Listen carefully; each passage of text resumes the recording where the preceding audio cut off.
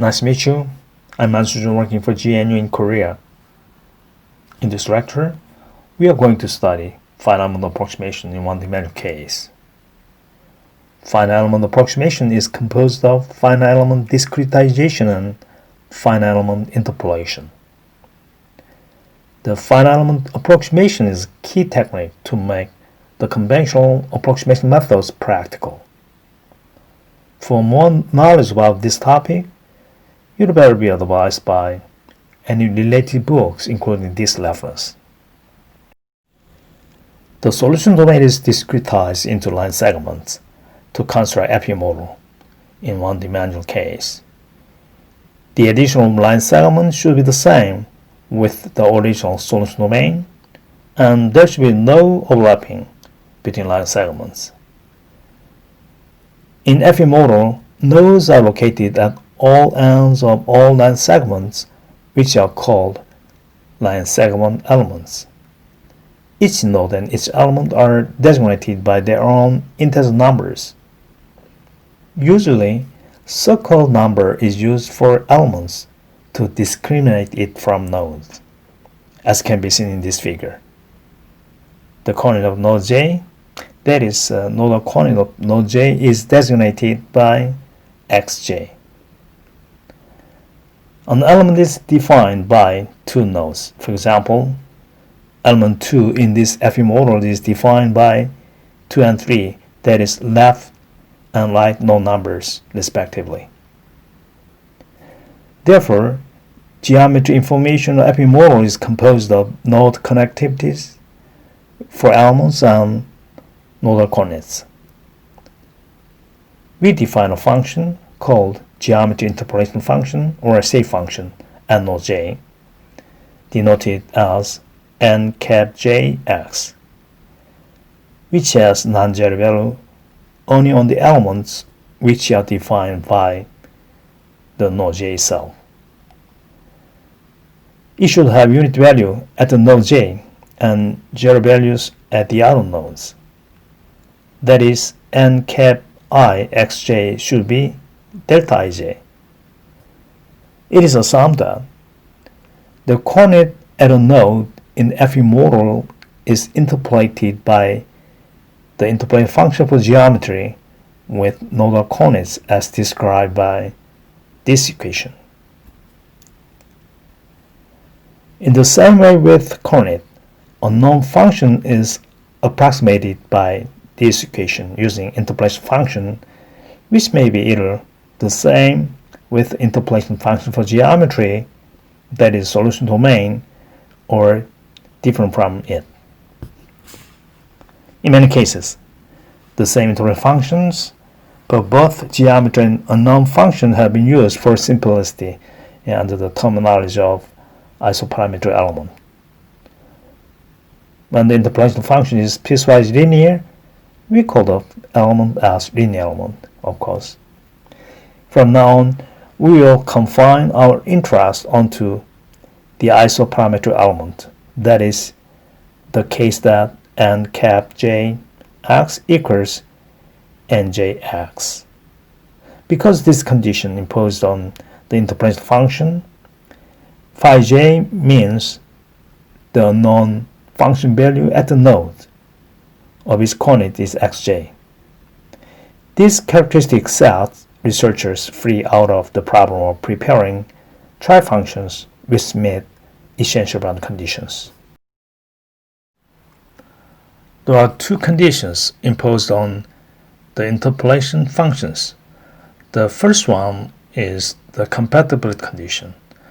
This compatibility condition is to make the functional bounded order meaningful.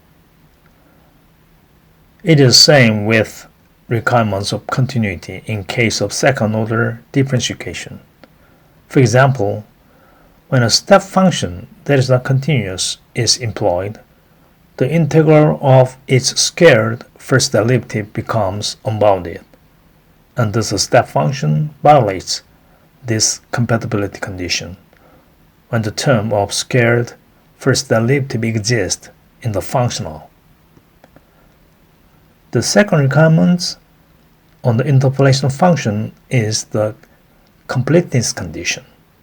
The completeness condition is to guarantee the convergence of solution toward exact solution as the number of nodes increases.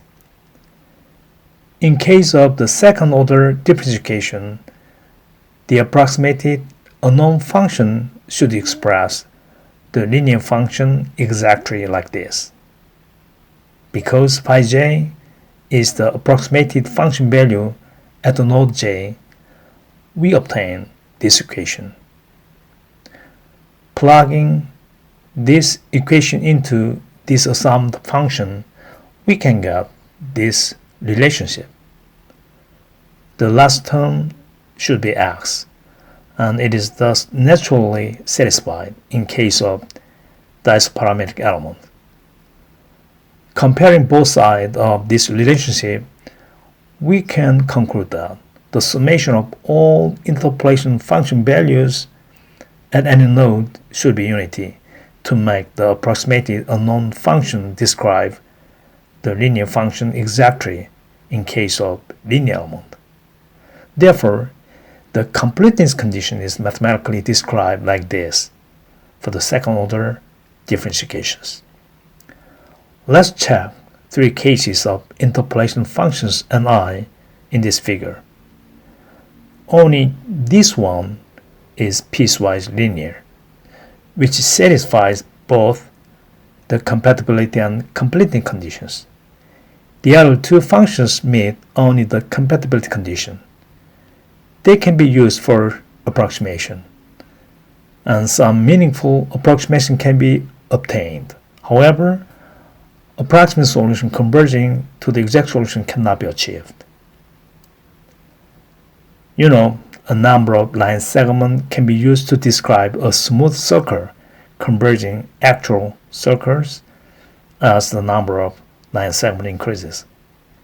To the contrary, you cannot draw a smooth circle at all with infinite number of this kind of parabolic curves. Let's study finite element discretization and interpolation using this simple FE model. I discretized the next domain into 3 line segment elements with equal length by 4 nodes. The numbering of nodes and elements was made successively like this. At each node, an interpolation function is defined, as shown in this figure, which is piecewise linear, and only its corresponding interpolation function has non-zero value at the node. Of course, its value should be unity at the node. Please look at an element to find only 2 non-zero interpolation functions over the element. Because we can calculate definite integral element by element when the interpolation function meets the compatibility condition. We are going to focus on separated element, which node numbers are I in the left side and j in the right side, as described in this figure. Their associated nodal values of unknown functions and nodal coordinates of phi I and phi j, and xi and xj respectively.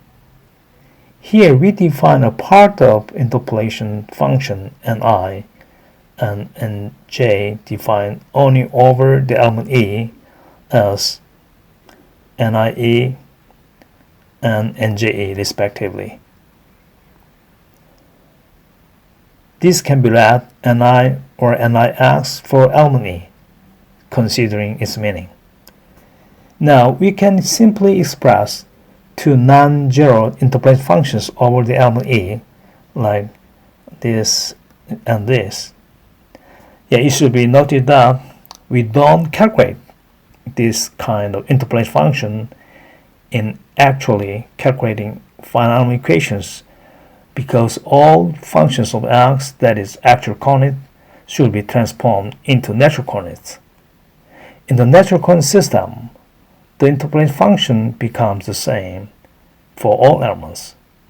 The reasons why we express the interpolation function in the reference coordinate system like this and this, for this and this interpolation functions respectively, lies in better understanding of the FE procedure from standpoint of conventional approximation methods. In other words, from global viewpoint. Now let's study mapping from reference coordinate system to natural coordinate system. We studied the interpolation functions in the reference coordinate system in the previous slide using this figure. You'll better be acquainted with my notation of variables. Understanding of some Finite techniques means there are some special notations employed in Finite method. We already defined NIE, which means a part of interpolation function NI only over the element E, and xi and pi are the nodal values of coordinates and unknown functions at the node I respectively. Now let's denote the coordinates of the left and right ends of an element E as x1e and x2e respectively. Similarly, we define pi1e and pi2e like this. 1 and 2 are local node numbers in these descriptions, in which their effective region is specified by the superscript that is a circle integer of element number. Any line segment can be transformed into standard line segment ranging from psi equal -1 and to psi equal 1 in the natural coordinate system by this mapping function. Here n1 tilde and n2 tilde can be defined 1 minus psi over 2 and 1 plus psi 2 over 2 respectively, which have unity values at local node 1 here and local node 2 here respectively, as shown in this figure. This figure does not change from element to element. Only x1e and x2e are variants in this mapping, which correspond to -1 and 1 in natural coordinate system respectively.